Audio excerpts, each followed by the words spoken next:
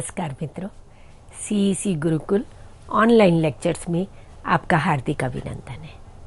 हमने अपने पिछले व्याख्यान में भारतेंदु युगीन निबंध और निबंधकारों पर चर्चा की थी, जिसमें हमने भारतेंदु हरिश्चंद्र और प्रताप नारायण मिश्र के निबंधों पर बात की थी। आज के हम इस व्याख्यान में बालकृष्ण भट्ट, बालमुकुंद गुप्त, राधा कृष्णदास, राधाचरण गोस्वामी आदि निबंधकारों के निबंध चर्चा करेंगे और भारतेंदु युगीन निबंधों की जो सामान्य विशेषताएं रही उन पर भी चर्चा करेंगे। सबसे पहले हम बात करते हैं बालकृष्ण भट्ट निबंधकार। भारतेंदु युग के प्रतिनिधि निबंधकार के रूप में जाने जाते हैं। इनका जन्म 1844 ईस्वी में हुआ और इनकी मृत्यु 1914 ईस्वी में हुई। लेखन इन्होंने भारतेंदु युग में पुनर्जागरण काल में प्रारंभ किया और वह लेखन आगे द्विवेदी युग तक चलता रहा। ये स्वभाव से विचारशील रहे और यही इनके स्वभावों की विचारशीलता इनके निबंधों में भी दिखाई देती है। और आचार्य रामचंद्र शुक्ल इन्हें हिंदी का स्टील कहते हैं। इनके निबंधों की विशेषताएं देखते हुए अंग्रेजी निबंधकार जो स्टील थे उनके साथ इनकी तुलना करते हुए इन्हें हिंदी का स्टील कहा। हिंदी पत्रिका हिंदी प्रदीप के ये संपादक लंबे समय तक संपादक रहे और उसी में ही इनके निबंध प्रकाशित होते थे। इनका पहला निबंध था कलिराज सभा, जो 1872 में कवि वचन सुधा में प्रकाशित हुआ। और लक्ष्मी सागर वार्ष्णेय तो हिंदी साहित्य में निबंधों के प्रणेता बालकृष्ण भट्ट को ही मानते हैं। वे बालकृष्ण भट्ट को ही पहला निबंधकार के रूप में मानते हैं। यद्यपि इनसे पूर्व भारतेंदु प्रताप नारायण मिश्र निबंधों की रचना कर चुके, उससे पहले राजा भोज का सपना और सुरासुर निर्णय आदि निबंध भी मिलते हैं। पर एक जो निबंधों की परिष्कृति है, जो निबंधों में एक विचारशीलता है, निबंधों में जो एक गांभीर्य है और एक व्यवस्थित तात्विक रूप मिलता है, वे सर्वप्रथम बालकृष्ण भट्ट के निबंधों में मिलता है। और इन्होंने जिस प्रकार से निबंध लिखे वे परवर्ती निबंधकारों के लिए एक प्रेरणा स्रोत बने, उनके लिए एक प्रतिमान स्थापित हुए। इन्होंने भी सभी विषयों को आधार बना करके निबंधों की रचना की। धर्म को लेकर, राजनीति को लेकर, समाज को लेकर, मनोविकारों को, मनुष्य की मनोवृत्तियों को आधार बना करके निबंधों की रचना की। और इन्हीं के निबंधों से प्रेरित होते हुए, प्रभावित होते हुए आगे हम देखते हैं डॉक्टर श्याम सुंदर दास, बाबू गुलाब राय, जैनेन्द्र आदि निबंध लेखन में आते हैं। और आचार्य रामचंद्र शुक्ल में तो पूरा निबंध का एक विकास दिखाई देता है, अपना चरम दिखाई देता है। तो प्रारंभिक निबंधकारों में बालकृष्ण भट्ट का स्थान महत्वपूर्ण रहा है। और इनके जितने भी निबंध हैं, 1000 से अधिक इन्होंने निबंधों की रचना की है। वे भट्ट निबंधावली 2 भागों में प्रकाशित हुई है, उनमें संकलित है। और साहित्य सुमन, ये भी इनके निबंधों का संग्रह है। सामाजिक रूढ़ियों को आधार बनाकर निबंधों की रचना की है। व्यावहारिक जीवन पर आधारित निबंधों की रचना की है। साहित्य से संबंधित, मनोवृत्तियों से संबंधित निबंधों की रचना बालकृष्ण भट्ट जी ने की है। सामाजिक विषयों पर आधारित इनके जो निबंध थे वे मुख्य रूप से स्त्रियों की समस्याओं पर आधारित थे। स्त्रियां और उनकी शिक्षा, स्त्रियों की शिक्षा को लेकर, क्योंकि उस समय स्त्रियों को तो 4 दीवारी में ही बंद रखा जाता था, उनके पढ़ने की व्यवस्था नहीं थी। तो ये एक सजग साहित्यकार थे और समाज में स्त्रियों को भी पढ़ने का समान अधिकार प्राप्त हो, वे भी शिक्षा की उतनी ही अधिकारिणी है। महिलाओं को भी स्वतंत्रता मिलनी चाहिए और बाल विवाह के प्रबल विरोधी रहे। तो इस तरह से समाज की जो कुरीतियां थी, समाज की जो समस्याएं थी, उनको इन्होंने अपने निबंधों का विषय बनाया और उन निबंधों के आधार पर वे समाज सुधार की ओर भी दिशा प्रदान करते हैं। स्त्रियां और उनकी शिक्षा, महिला स्वातंत्र्य, बाल विवाह, माता का स्नेह, ये इनके स्त्रियों से संबंधित निबंध लिखे हैं। और कृषकों की दुर्अवस्था, कृषकों का, किसानों की उस समय जो दुर्अवस्था थी, उनकी जो दुर्दशा हो रही थी, उसका यथार्थ चित्रण ये अपने निबंधों के माध्यम से करते हैं। तो इस तरह से सामाजिक विषयों को आधार बना करके बालकृष्ण भट्ट जी ने निबंधों की रचना की। अब इन्होंने राजनीति परक निबंधों की भी रचना की। एक और भारतेंदु थे और प्रताप नारायण मिश्र थे, और दूसरी ओर बालकृष्ण भट्ट थे। भारतेंदु और प्रताप नारायण मिश्र अपने साहित्य रचनाओं में राजभक्ति और राजनीतिक चेतना, राष्ट्रभक्ति, दोनों को साथ साथ लेकर के चलते हैं। पर भट्ट इनके प्रबल विरोधी थे। वे कहते थे कि राजभक्ति और राष्ट्रभक्ति एक साथ नहीं चल सकती, ये एक साथ हो नहीं सकती। वे पूरी तरह से राष्ट्रभक्त निबंधकार रहे। राष्ट्र की प्रगति के लिए, राजनीतिक चेतना जागृत करने के लिए, समाज को जागृत करने के लिए, सामाजिक रूढ़ियों का विरोध करने के लिए ये निरंतर प्रयासरत रहे। अपने निबंधों के माध्यम से, अपनी कहानियों के माध्यम से इन्होंने समाज में, उपन्यासों के माध्यम से समाज में चेतना जागृत करने का प्रयास किया। और इन्होंने विचारात्मक निबंधों की रचना की। आंसू इनका बड़ा प्रसिद्ध निबंध है, जो मित्रों आपके पाठ्यक्रम में भी मिला हुआ है। लक्ष्मी निबंध, कालचक्र का चक्कर, ये इनके विचारात्मक निबंध रहे। इन्होंने साहित्य परक विचारात्मक निबंधों की भी रचना की। साहित्य जन समूह के हृदय का विकास है, ये निबंध भी पाठ्यक्रम में है। शब्द की आकर्षण शक्ति, प्रतिभा, माधुर्य, साहित्य का सभ्यता से घनिष्ठ संबंध है।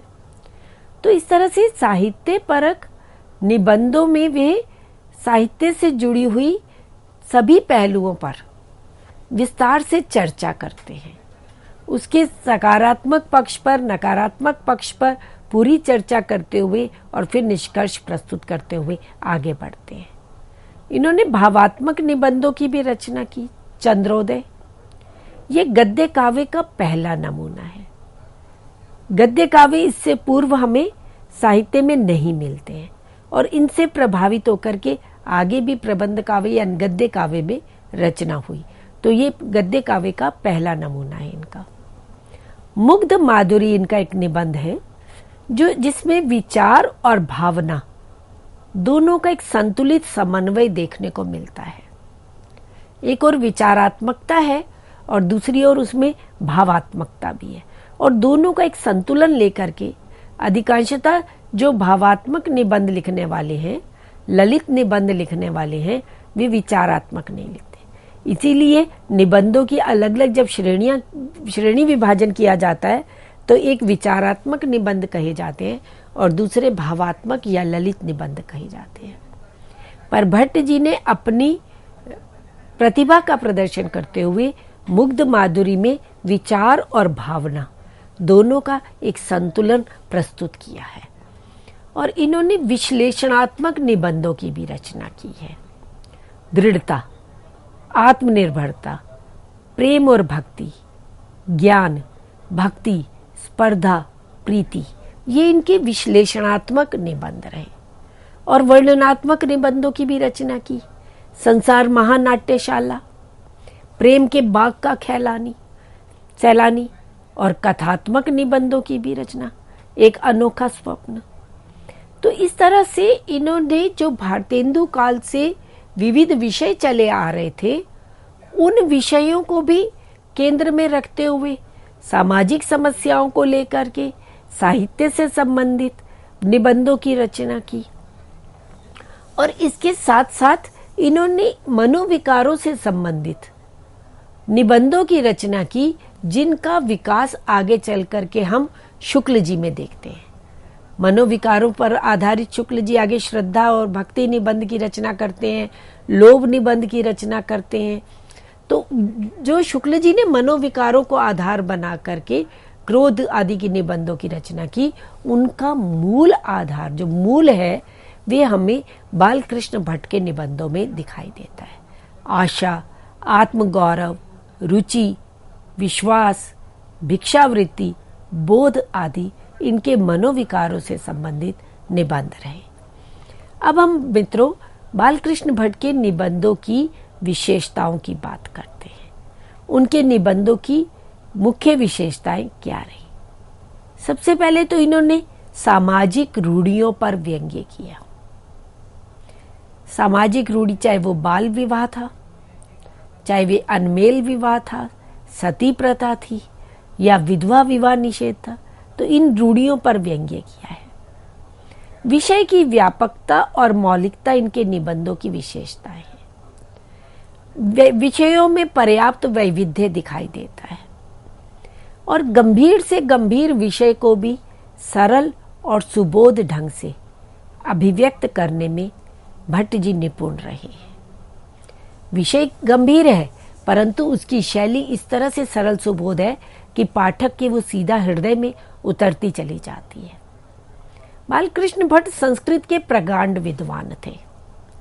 संस्कृत भाषा का उन्होंने गहरा अध्ययन किया हुआ था और इसीलिए इनके निबंधों में संस्कृत भाषा का पुट विशेष रूप से दिखाई देता है।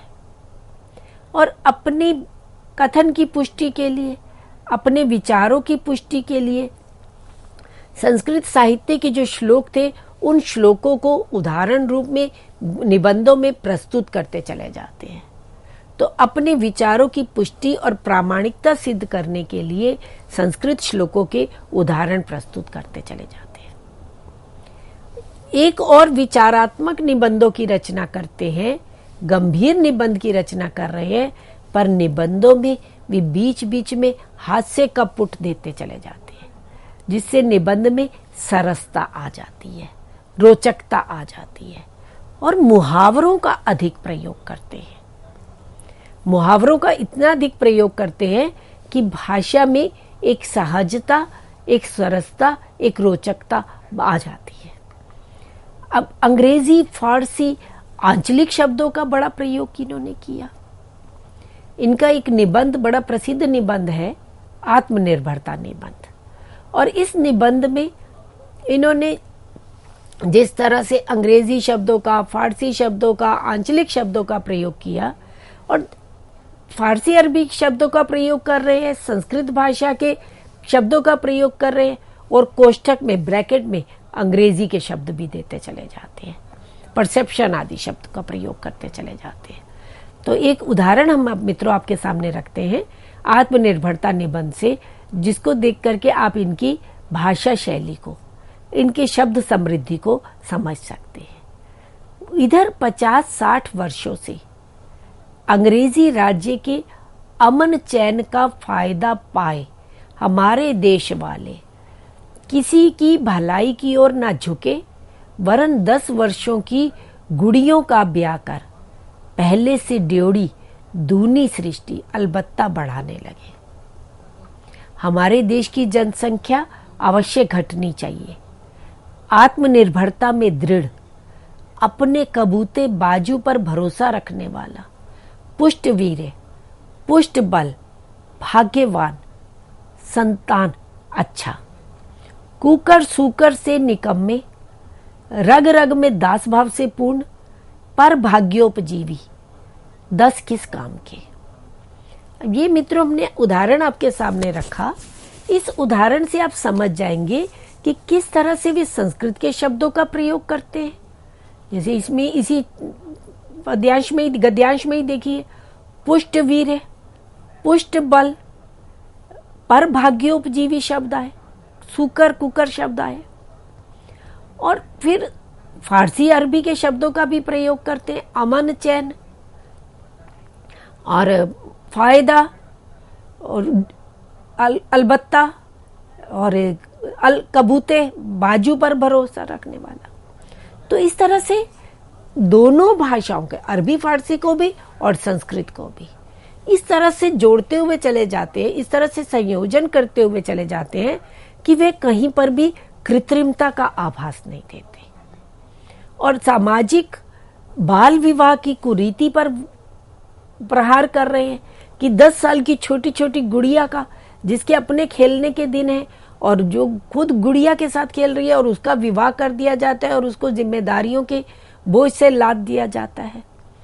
तो इस तरह से, और फिर समाज की एक और समस्या, उसकी ओर भी ध्यान दे रहे हैं कि जनसंख्या हमारे देश की घटनी चाहिए। बेरोजगारी का एक मुख्य कारण ये जनसंख्या है, और आज भी स्वतंत्रता से 75 वर्ष होने के बाद भी आज भी यह जनसंख्या, पॉपुलेशन कंट्रोल की बात की जा रही है। और ये निबंध तो आज से 200 साल पहले लिखा गया है, और उस समय भी बालकृष्ण भट्ट यही अनुभव करते थे कि जनसंख्या हमारी कम होनी चाहिए और आत्मनिर्भर बने, आत्मनिर्भरता में दृढ़ होना चाहिए। और यही आज भी वर्तमान में भी आत्मनिर्भर भारत की बात की जा रही है।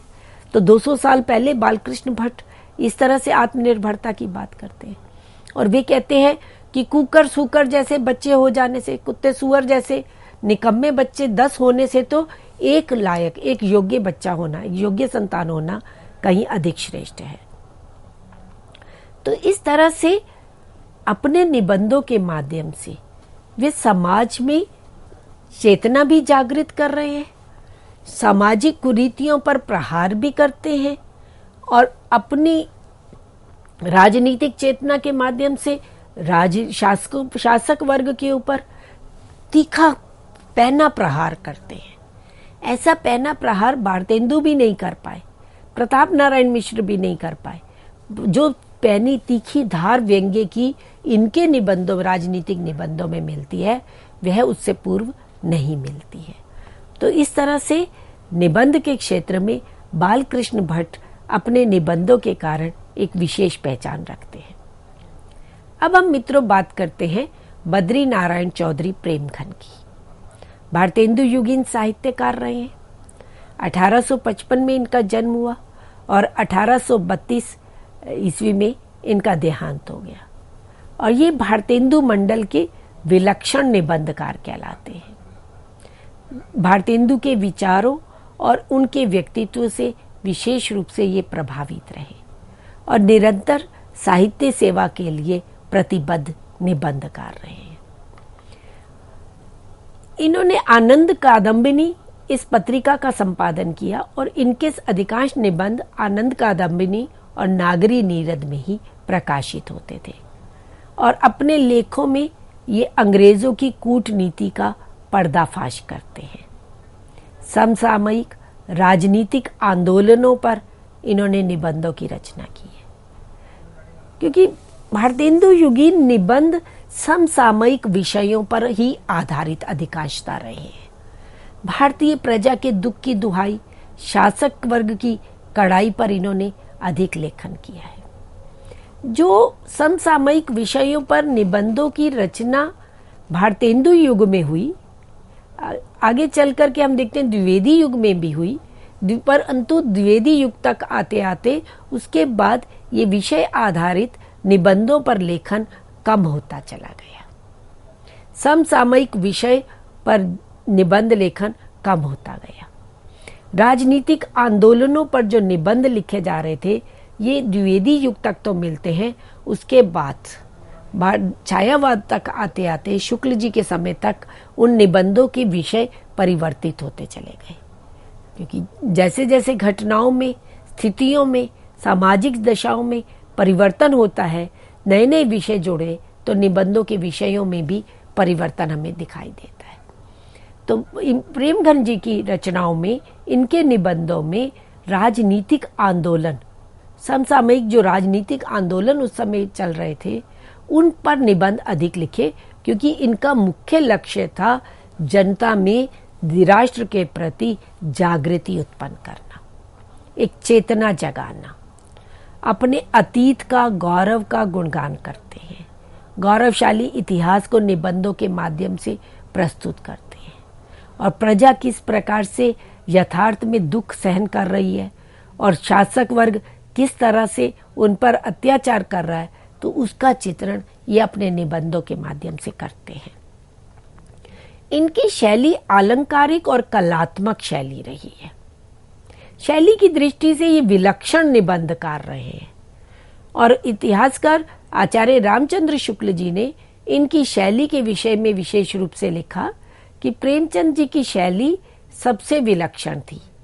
वे गद्य रचना को एक कला के रूप में ग्रहण करने वाले, कलम की कारीगरी समझने वाले लेखक थे और कभी कभी ऐसे पेचीदे मजबून बांधते थे कि पाठक एक एक डेढ़ कॉलम के लंबे वाक्य में उलझ कर रह जाता था। अनुप्रास और अनूठे पद विन्यास की ओर भी उनका ध्यान रहता था। किसी बात को साधारण ढंग से कहे जाने का वे लिखना नहीं कहते थे। इनकी भाषा अनुप्रासमयी और चूहचुहाती हुई, ये शुक्ल जी का विशेष शब्द है, चूहचुहाती हुई होने पर भी उनका पद विन्यास व्यर्थ के आडंबर के रूप में नहीं होता। कि भाषा कैसी रही है? अलंकारिक रही है। गद्य लेखन है परंतु उसमें भी अलंकारिकता और कलात्मकता इनके निबंधों में विशेष रूप से दिखाई देती है। और सामान्य सपाट लिखना, साधारण ढंग से लिखना, उसको वे लिखना ही नहीं मानते थे। परंतु अनुप्रासमयी होते हुए भी, कलात्मक होते हुए भी उनमें कहीं पर भी आडंबर दिखाई नहीं देता। कहीं पर भी निबंधों में एक कृत्रिमता दिखाई नहीं देती। कहीं भी ऐसा नहीं प्रतीत होता कि वे अपने पांडित्य का प्रदर्शन कर रहे हैं, कि वे केवल शैली का चमत्कार दिखा रहे हैं और विषय कहीं छूट गया है। तो विषय के अनुरूप वे अलंकारिक कलात्मक शैली को इस रूप में प्रस्तुत करते हैं कि निबंध जो है वो रोचक बन जाता है। तो इस तरह से मित्रों, अभी हमने बात की प्रेमगंज जी के निबंधों की। अब हम बात कर रहे हैं बाल मुकुंद गुप्त जी के। बाल मुकुंद गुप्त मूलतः संक्रांति काल के कवि निबंधकार कहलाते हैं। पुनर्जागरण काल और फिर द्विवेदी काल, इन दोनों के बीच में, क्योंकि इनका लेखन द्विवेदी काल में भी रहा और इसमें भी रहा। तो भारतेंदु मंडल के कवियों में, उनके साहित्यकारों में इनका स्थान नहीं है, परंतु इनका लेखन पुनर्जागरण काल में, भारतेंदु काल में प्रारंभ हो गया था। निबंध इनके तब से मिलते हैं। इनका जन्म 1865 में हुआ, तो इसलिए वे भारतेंदु युग में ही गिने जाते हैं। जबकि कुछ विद्वान इन्हें, कुछ साहित्यकार, इतिहासकार इन्हें द्विवेदी युग का निबंधकार भी मानते हैं। इन्होंने उर्दू पत्रकारिता से हिंदी में आगमन हुआ है। उर्दू में अखबारे चुनार और कोहेनूर ये पत्र निकलते थे और उन पत्रों का संपादन भी किया है। और 1899 में हिंदुस्तान, ये एक पत्रिका थी, उसके सह संपादक भी रहे। 1893 में हिंदी बंगवासी के संपादक रहे और 1899 में भारत मित्र के संपादक हुए। और भारत मित्र में जब ये उसका संपादन कार्य संभाला, तो उस समय से, और विशेष रूप से उससे पूर्व जब हिंदी बंगवासी के संपादक थे, तो उसमें छपने के लिए, प्रकाशित होने के लिए जो भी रचनाएं आती थी, उनका परिष्कार करने का कार्य, उनमें संशोधन करने का कार्य बाल मुकुंद गुप्त जी किया करते थे। और भारत मित्र में तो इन्होंने अपने सभी निबंधों को प्रकाशित किया और इनका निबंध संग्रह कहलाता है गुप्त निबंधावली के नाम से। उसमें इनके सारे निबंध संकलित हैं। सामाजिक, सांस्कृतिक, वैचारिक निबंधों की रचना इन्होंने की है। भारत मित्र में इन्होंने शिव शंभू का चिट्ठा ये प्रकाशित किया धारावाहिक के रूप में, और ये बड़ा प्रसिद्ध भी हुआ। लॉर्ड कर्जन की ऊपर व्यंग्य करते हुए, उसकी क्रूर शासन के ऊपर, किस तरह से वे भारत के ऊपर कूटनीति के द्वारा शोषण कर रहा है, तो उसका पर्दाफाश करते हुए इन्होंने शिव शंभू का चिट्ठा लिखा। मित्रों, ये वह समय था जब अंग्रेजी शासन अपनी दमन नीति से पूरे समाज को या साहित्य को शोषित किया हुआ था, उनको दबाए हुए था और लिखने की स्वतंत्रता नहीं थी उस समय। पत्र पत्रिकाओं में कहानियों के रूप में, नाटकों के रूप में ये अप्रत्यक्ष रूप से लिखते थे ताकि समाज में राष्ट्रीय चेतना जागृत हो। पर जैसे ही उनको पता चलता था कि ये शासन के विरुद्ध लिखा जा रहा है तो उस साहित्य को जला दिया जाता था, जब्त कर दिया जाता था। और मुंशी प्रेमचंद ने तो छद्म नाम से रचना की। तो इस तरह से उस समय अंग्रेज सरकार को पता भी ना चले और समाज तक ये अपनी बात पहुंचा भी सके। तो ये दिमाग में रखते हुए ऐसे पत्र लिखा करते थे। तो शिव शंभू का चिट्ठा, इसमें लॉर्ड कर्जन की कटकूट नीतियों पर प्रहार करते हुए, उसका पर्दाफाश करते हुए इन्होंने लिखा। हिंदी भाषा, चिट्ठे और खत, खिलौना, खेल तथा तमाशा, ये इनकी कुछ प्रसिद्ध निबंध रहे। और इनके निबंधों की जो हम विशेषताओं की बात करें तो ये बड़े निर्भीक और स्पष्टवादी थे। और यही निर्भीकता और स्पष्टवादिता इनके निबंध लेखन में भी दिखाई देती है। चुटीलापन, व्यंग्यात्मकता, हास परिहास इनके निबंधों की शैली की मुख्य विशेषता रही है और भारतवासियों की राजनीतिक एवं सामाजिक विवशता का निरूपण करते हैं। और हिंदी भाषा की शब्द शक्ति का लाक्षणिक रूप पाठकों के समक्ष सर्वप्रथम प्रस्तुत करने वाले निबंधकार बालमुकुंद गुप्त माने जाते हैं। इन्होंने एक निबंध लिखा था, मेले का ऊंट, जो एक सांस्कृतिक पतन किस तरह से हो रहा है, किस तरह से लोग अपनी जड़ों से कटते चले जा रहे हैं, गांवों से और छोटे शहरों से निकल करके महानगरों में आ जाते हैं और वहां की सभ्यता और संस्कृति में डूब जाते हैं और अपनी सभ्यता और संस्कृति को भुलाए जा रहे हैं। तो वो मेले का ऊंट निबंध के माध्यम से इस सांस्कृतिक पहचान को अपने बनाए रखने पर, अपने मूल से ना कटने पर बल दिया गया है। इसी तरह से इन्होंने निबंधों में समाज को एक और सामाजिक विवशता का निरूपण करते हैं, वहीं समाज को सामाजिक सुधार की ओर भी प्रेरित करते हैं। इसी तरह से अन्य निबंधकार भी हुए, लाला श्रीनिवास दास, राधाचरण गोस्वामी और काशीनाथ खत्री। श्रीनिवास दास जी ने भारत खंड की स्मृति, एक भारत के प्राचीन गौरव और वर्तमान हीन अवस्था का विस्तृत और प्रभावोत्पादक वर्णन करते हुए निबंध की रचना की। और आचार व्यवहार को लेकर के उन्होंने सदाचार निबंध की रचना की। ऐसे ही राधाचरण गोस्वामी, उन्होंने सामयिक और सामाजिक विषयों पर निबंधों की रचना की। काशीनाथ खत्री हुए, जिन्होंने स्वदेश प्रेम, कर्तव्य पालन, विधवा विवाह, इन विषयों पर निबंधों की रचना की। तो ये तो मित्रों अभी हमने भारतेंदु युगीन निबंधकार और उनके निबंधों के विषय पर बात की। अब हम सामान्य रूप से देखें कि भारतेंदु युगीन निबंधकारों की सामान्य विशेषताएं क्या रही। सबसे बड़ी विशेषता तो ये थी कि ये सभी पत्रकार रहे, कवि भी रहे और निबंधकार भी रहे।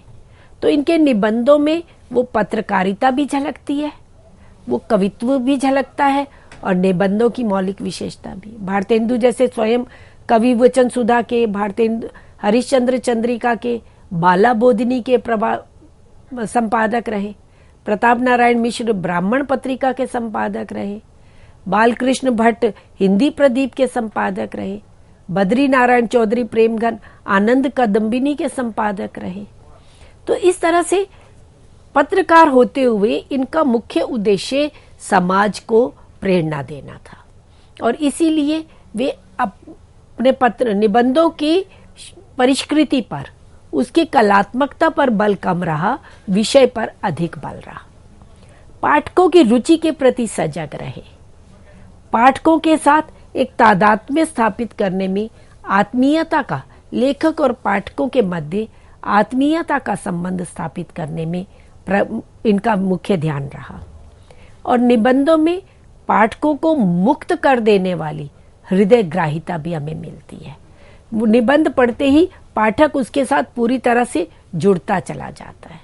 विषयों में पर्याप्त वैविध्य है, साधारण से लेकर गंभीर विषय, सामाजिक सुधार संबंधी, शिल्प का प्रसार, राष्ट्रीय भावना का विकास, सांस्कृतिक चेतना की जागृति, ये सभी विषय मिलते हैं। वैयक्तिकता और आत्माभिव्यंजन है निबंध में, व्यंग्यात्मकता मिलती है। तो इस तरह से भारतेंदु युगीन निबंध विषय की दृष्टि से, शैली की दृष्टि से एक प्रारंभिक रूप में, एक पृष्ठभूमि के रूप में पहचान रखते हैं और एक नींव का कार्य करते हैं जिस पर आगे चल करके निबंध साहित्य का विकास हुआ, निबंध साहित्य विधा पर्याप्त रूप से विकसित हुई। तो इस तरह से मित्रों, आज हमने भारतेंदु युगीन निबंधों की, निबंधकारों की और उनके निबंधों की विशेषताओं पर चर्चा की। धन्यवाद।